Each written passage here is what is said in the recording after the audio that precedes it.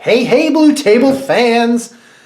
I'm going to be painting a repulsor executioner, and as you can tell, I'm not very close to my subject, so away we go. First off, I use Vallejo Paints. That's what Blue Table Painting has always used, and I'm not sure how we ended up using them. In fact, it's all I've ever owned or used. And over the years, we've developed a really good list. So I had an original list of about 40 paints, and I wanted all the artists to have the same paint list so that we could duplicate projects over time. And for those of you just now joining the program, hold on a second.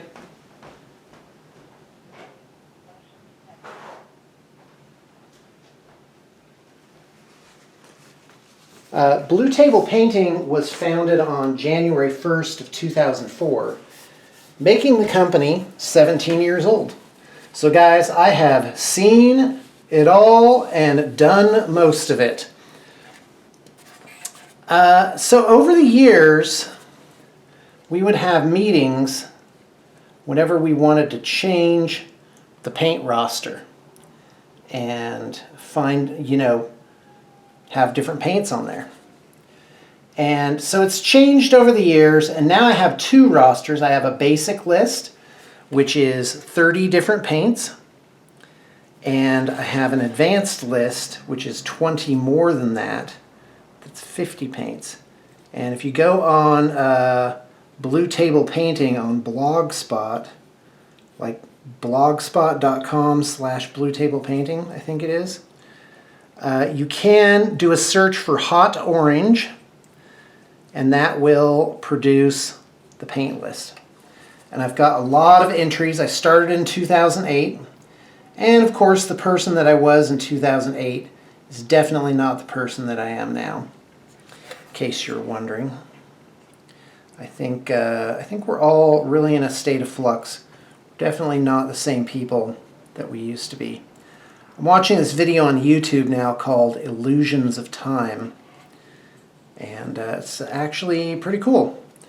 One of the things the author or host or whatever talks about is periodization, that you tend to clump events in your life or in history together in periods, and that's an easier way of seeing time.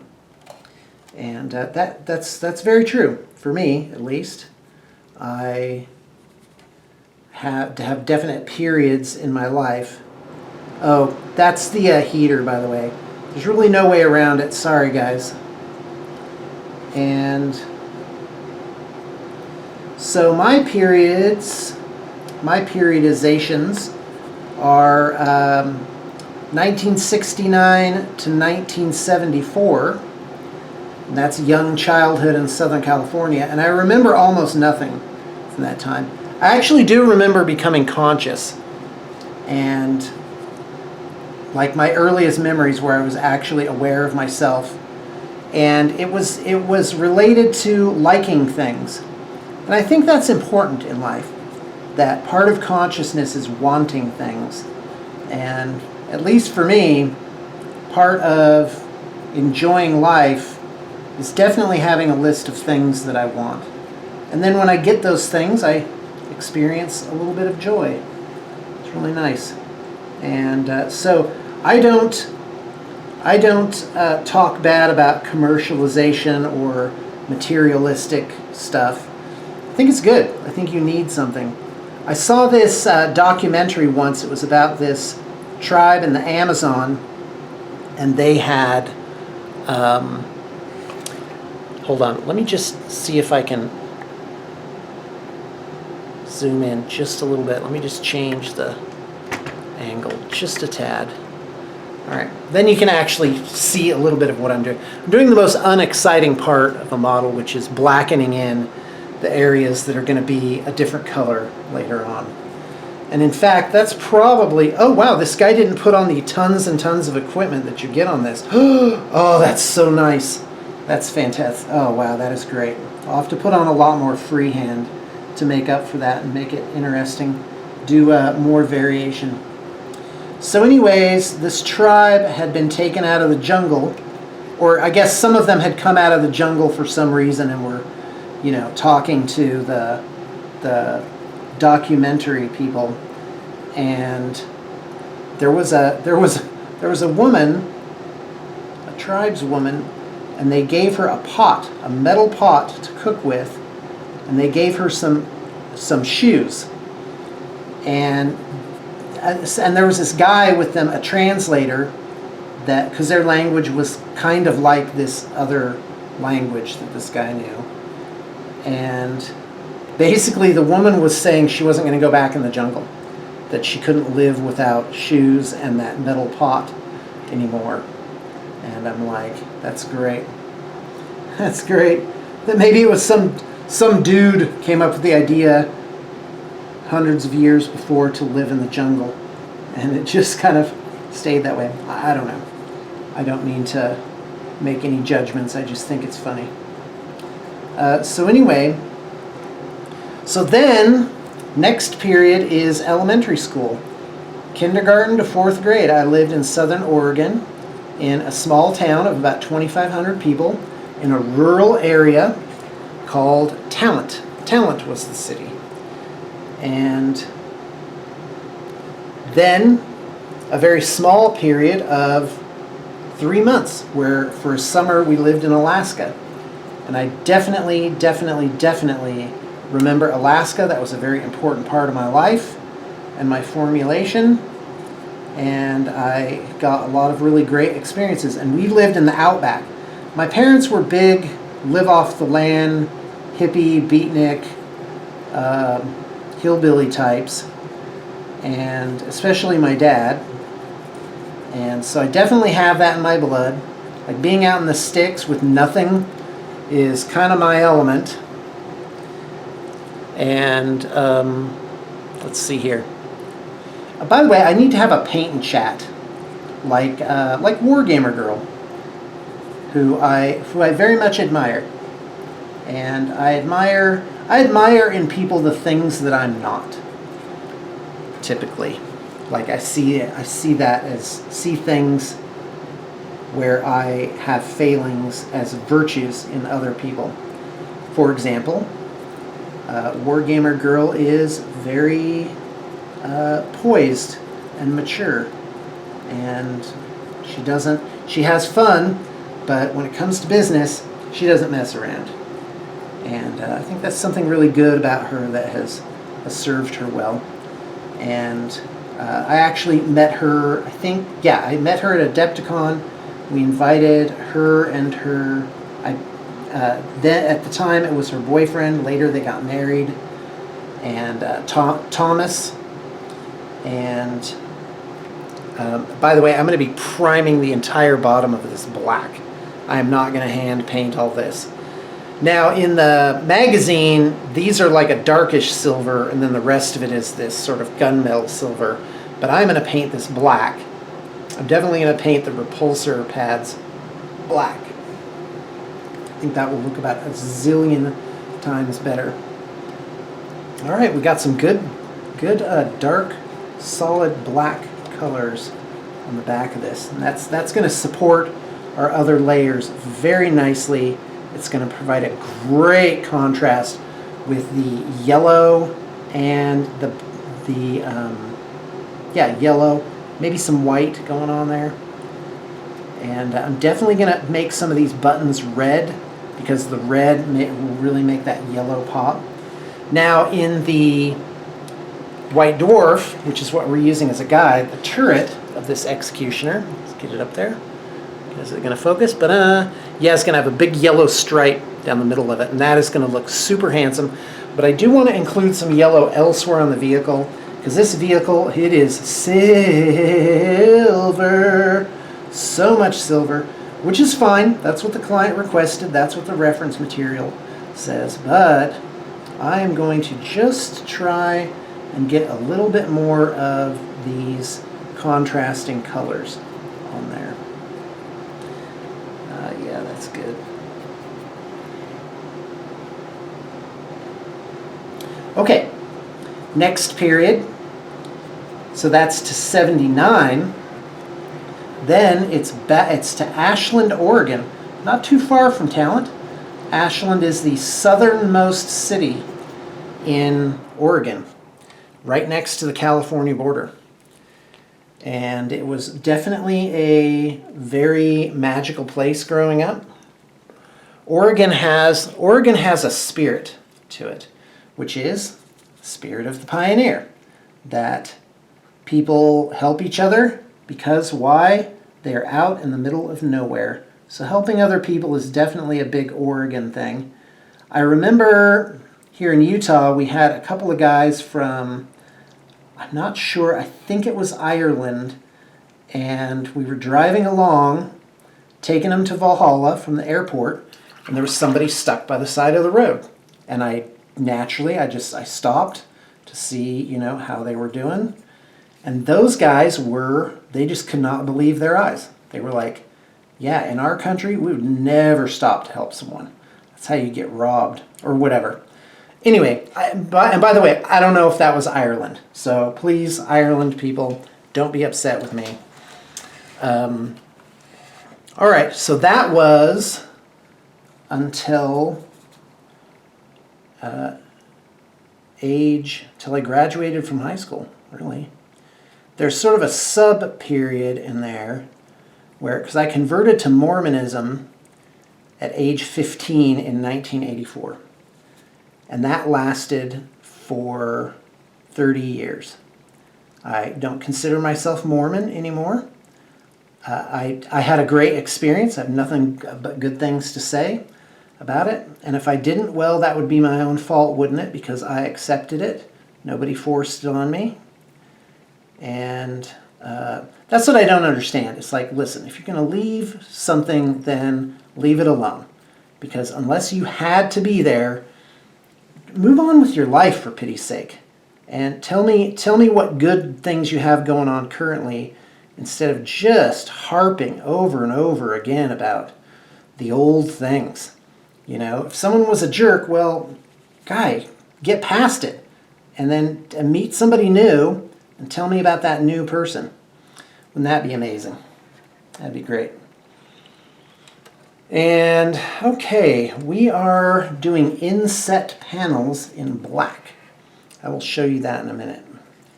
And by the way, I'm very excited for this model. And usually painting models is I just keep going. I keep adding things, adding, doing something. And then before I know it, the model's done. And it usually happens more quickly than I think. You just got to keep plugging away at it. By the way, working on these eliminators. They're almost done. Oh, you can't really see them, can you? Yeah, the light is just weird in this room. It has to like refocus on the model. Let's see if you can see it. Yeah, I don't know if you're seeing that here. Ta-da, eliminators. Ta-da. I'm having a hard time making this sniper rifle have silver parts, because that's not how they're done. So I'm trying to do other things. Of course, they're silver with yellow pads, so realism has gone out the door. And I just need to finish their faces and stuff like that. I've also been working on that Grashrax Brayherd or whatever. It's the Warhammer Underworlds Beastman. I don't know if you can see that. Come on, focus for me. The light is good. The light is good. Yeah, there you go. So I've painted those 6 models. I usually have a second project sort of sitting here nearby, so that when I'm waiting for something to dry, I can work on it and not waste any time. Man, I have painted so many models lifetime. It's crazy, guys. And the company, Blue Table Painting, has painted so many models. Okay, so where were we? We were to 1984, converted to Mormonism, still in Ashland. 1987, graduated from high school. And then there were a couple of years where I just lived on my own as a bachelor. And that was a pretty cool time. Although I did have, I don't know, maybe mental issues. Like I was kind of like, I don't know how to describe it. I wasn't depressed, but I was like tormented in my mind. Just like worried about things all the time. could not get it to stop. I remember just like having insomnia, and I would move my mattress out onto the lawn to try and get some peace, and and that didn't work. So I don't know, just maybe unformed brain or something like that. I definitely don't feel like that now, for the most part. I wouldn't go back and have the same issues as before. I'd love to go back and be young again. That'd be cool. Maybe play my opportunities better. But I always think, if you think, well, I do things different, well, do that now. Like if you would have done something different, like told people that you loved them more, well, maybe you should be doing that now. And okay, so that was like a 2-year period, and then I went on a Mormon mission to, oh no, that is gunmetal gray. That is not black, guys. I do not want that. So yeah, I was a missionary in South America.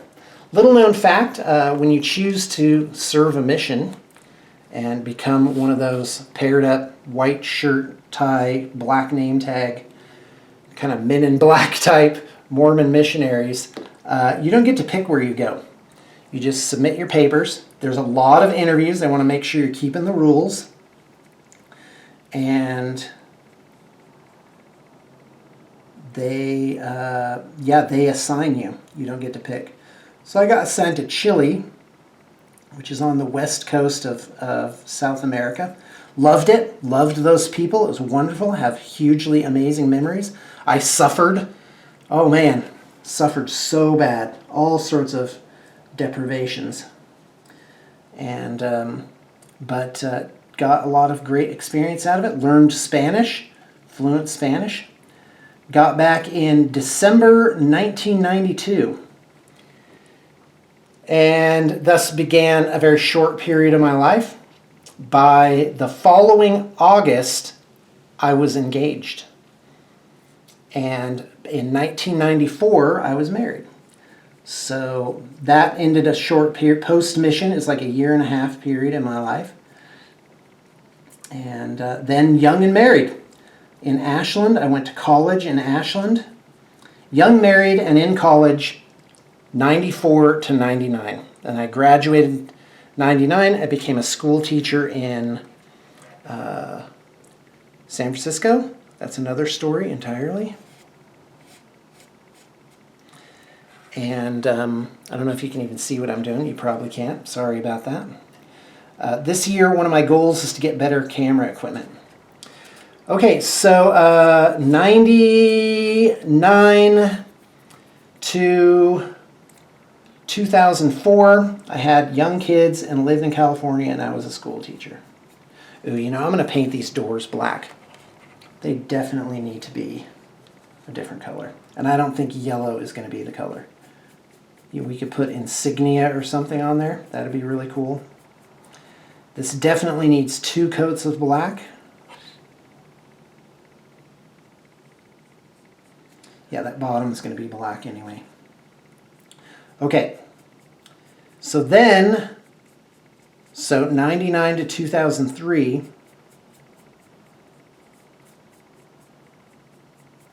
and I remember September 11th, I was in my classroom, and another teacher, Miss English, came in, and she said, terrorists have flown 2 planes into the World Trade Center. And my immediate thought was, oh, is this a new action movie that she's talking about? She's telling me that she saw a movie. Surely you saw this in a movie, right? This isn't some real thing that happened. And but sure enough, yeah, everyone was kind of like flabbergasted by it. I get it. So that people were flabbergasted. All right. It's a bit of a shock. So anyway, yeah, and then in the summer of 2003, my father was diagnosed with terminal cancer. And he died in December. And all during that time, I was calling him like every day and talking to him. And he's the one that really encouraged me to get blue table painting started. He was an entrepreneur, had an entrepreneurial spirit, really loved to talk about businesses, and he had lots of ideas that he had tried, and some worked and some weren't so great. And among them, like, remember that summer in Alaska? Well, he was dredging for gold, because the gold standard had been changed in the U.S. So gold was becoming more valuable. Or rather, the dollar was becoming less valuable. That's definitely a trend in American history. The debasement of the currency. So anyway, I would say there, of course, in the history of the company, there's different periods of time. The earliest was when just summer 2004, I was in my garage painting figures. And that's actually a little bit like what's happening now. Well, no, not really. This is more like Badger Hole, where I am, like, things are so simple, oh my gosh. So simple and wonderful. And the people, yeah, and I know I'm not making as many videos as I used to, but behind the scenes, the people are just wonderful. You would not believe it. Just amazing. I really should get them on video more often, I think. But yeah, I have a lot of good things to say. All right, so January 2004 to present, blue table painting. I'd say California was just 6 months. We had moved to Utah by summer 2004. And what else? 2004, 5, and 6, I was in this upper level office. Then 7 and 8, I was in another office, but it was a basement, but it was nicer. And then 08, 09 was Badger Hole. And that was I didn't know it at the time, but that was actually a really, really, really good period for the company and for me personally. And then we started going to Adepticon in 07, pretty early actually. And then in 10, 11 was 300 North, another office up top. You can see this all in my videos on my channel, us renovating these various places. And then by 2011, we were in the big studio, 100 North, and that was really wonderful. 2011, I'd say, is probably the best year for the company. It had its stressors, and I could definitely make some better decisions knowing what I know now. Anyway, and then 2016, I moved to Salt Lake City. And that has been an amazing adventure. In my mind, when I remember the last 5 years, I remember it as very, very light. I remember the summers, mostly. And I've had various places up here, but I consider it all Salt Lake. It's all been good, and I've seen my kids grow up. I went to do a board game night with my 4 kids from my first marriage, and they're great. Like, my kids get along. They don't fight.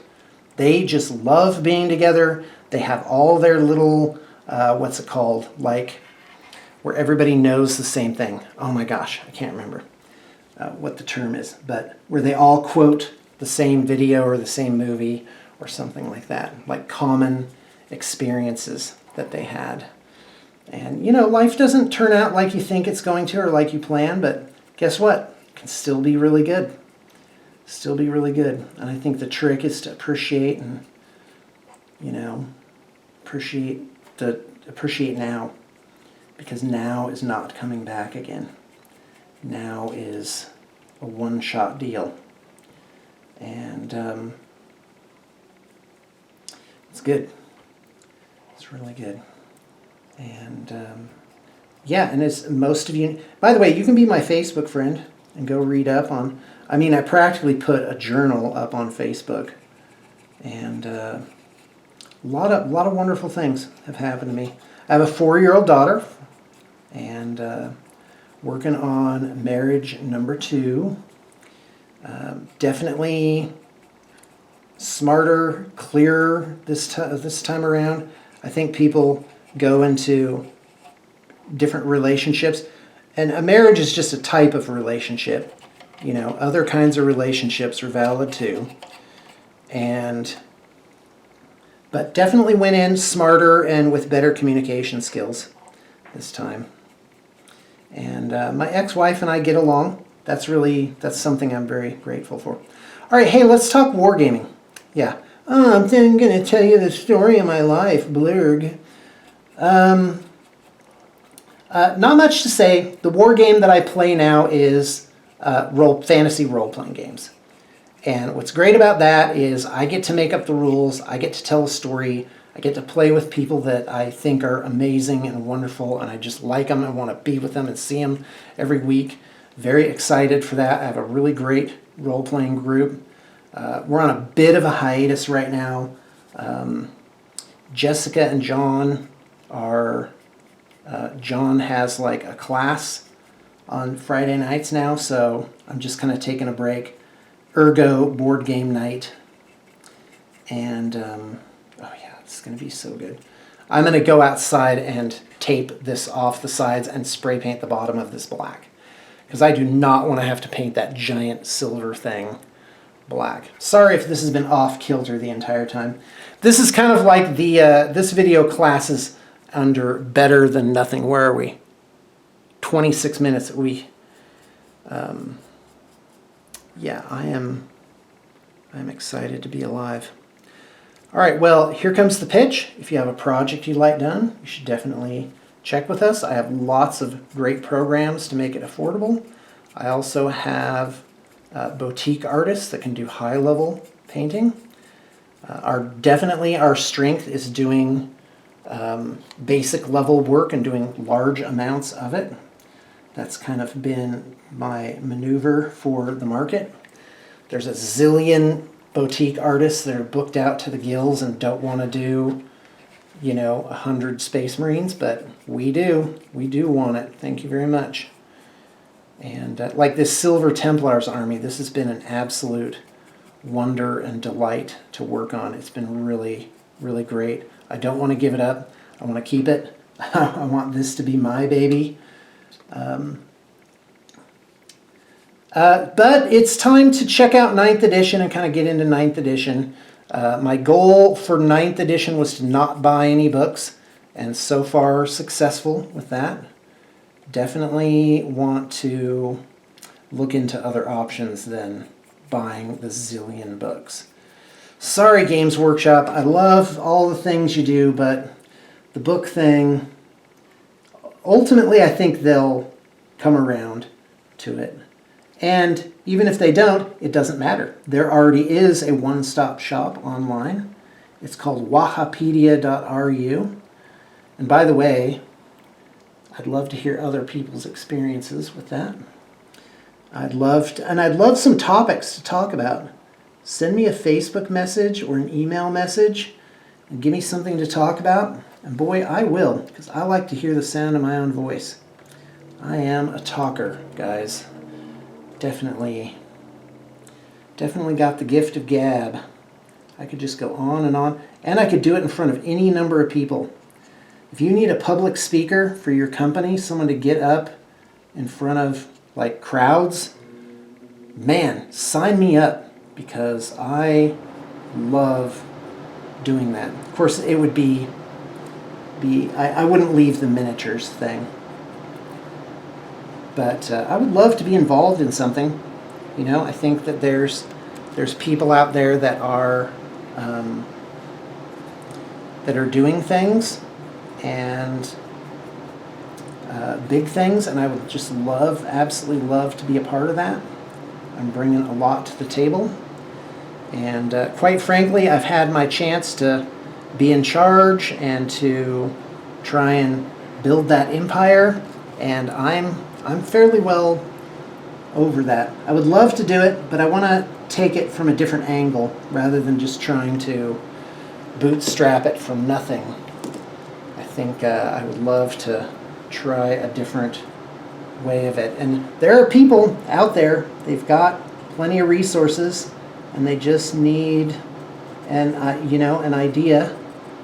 And it doesn't have to belong to me. It can still belong to you. And I would just like to have resources, put together a crew, make the best terrain in the world. And, I just know there's some billionaire out there that's like, oh, miniatures battles. Yeah, I want to do this. Help me set it up. Oh yeah, I'll help you set it up. I know, I have ideas and I have the know-how to set up a crew and get project like a Weta workshop, but for miniatures, and that'd be pretty cool. I would enjoy that, and have a permanent space to put up miniatures and things like that. And if not, I'm slowly working my way up to it again, because I know how to do it. And yeah, life is good. Life is fun. All right, I think I have the blackening stage on that. This represents a goodly portion of everything that needs to be done on this model. Well, you won't be able to see it. There you go. Blacken the doors. I blackened that back door. I may try and freehand a Silver Templars thing on that. I'm not sure what I'm going to do just yet. Yeah, this is very exciting. All right, time to get the spray out. All right, guys, thanks for tuning in, and I hope you got a little bit of inspiration for the day.